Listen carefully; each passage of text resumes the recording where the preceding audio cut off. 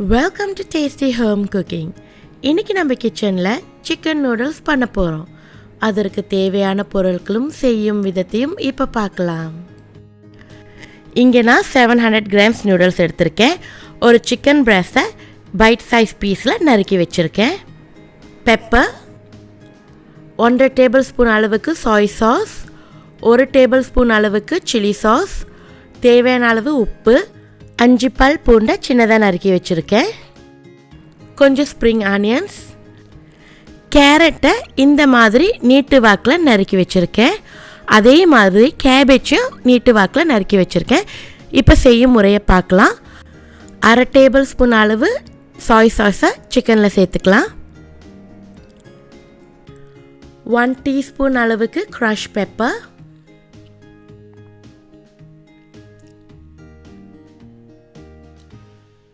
அது கூட கொஞ்சம் உப்பு,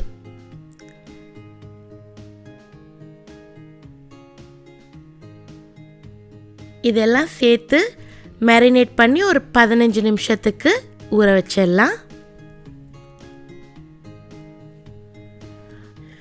நான் ஒரு ஓக்கில் 5லேருந்து 6 டேபிள் ஸ்பூன் அளவுக்கு எண்ணெய் சேர்த்துருக்கேன். எண்ணெய் சூடானதுக்கப்புறம் நம்ம பூண்டை சேர்த்து வதக்கி எடுத்துக்கலாம். பூண்டை வதக்கிறப்ப நம்ம லோ ஹீட்டில் தான் வதக்கி எடுக்கணும். நான் 1 நிமிஷத்துக்கு வரைக்கும் தான் வதக்குறேன்.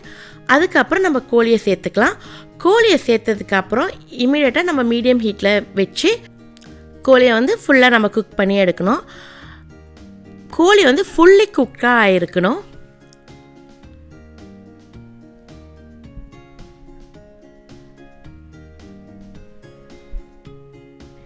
இந்த அளவுக்கு கோழி ஃபுல்லி குக்காக இருக்கணும். நம்ம கேரட் சேர்த்துக்கலாம்.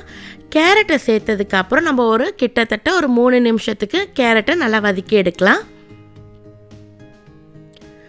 3 நிமிஷம் ஆயிடுச்சு.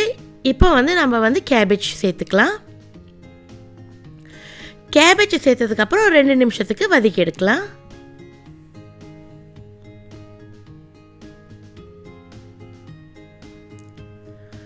ஸோ 2 நிமிஷம் ஆயிடுச்சு.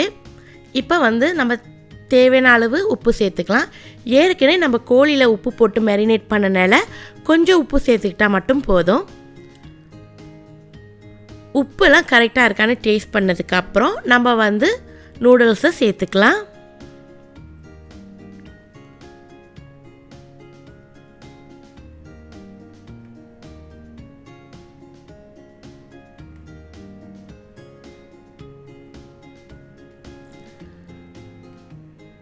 அதை நல்லா மிக்ஸ் பண்ணி எடுத்துக்கலாம்.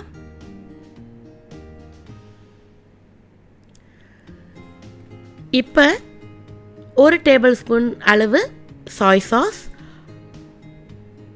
1 டேபிள் ஸ்பூன் அளவுக்கு சில்லி சாஸ் அதையும் சேர்த்து நல்லா நூடுல்ஸோட மிக்ஸ் பண்ணி எடுத்துக்கலாம்.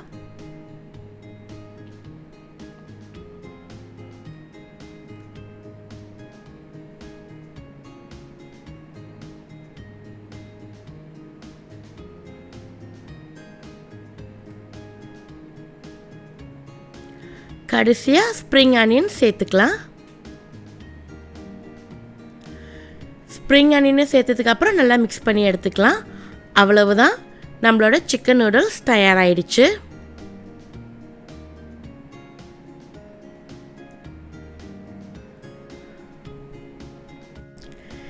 இருபது நிமிஷத்தில் இந்த சுவையான சிக்கன் நூடுல்ஸை நீங்கள் பண்ணிடலாம். நீங்களும் இந்த ரெசிபியை வீட்டில் பண்ணி பார்த்துட்டு எப்படி இருக்குன்னு சொல்லுங்கள். இந்த வீடியோ உங்களுக்கு பிடிச்சிருக்குன்னா மறக்காமல் டேஸ்டி ஹோம் குக்கிங் சேனலுக்கு லைக் பண்ணுங்கள், ஷேர் பண்ணுங்கள், கமெண்ட் பண்ணுங்கள். சப்ஸ்கிரைப் பண்ணாதவங்க சப்ஸ்கிரைப் பண்ணிவிட்டு பக்கத்தில் இருக்கிற பெல் ஐக்கானை ப்ரெஸ் பண்ணிடுங்க. நன்றி.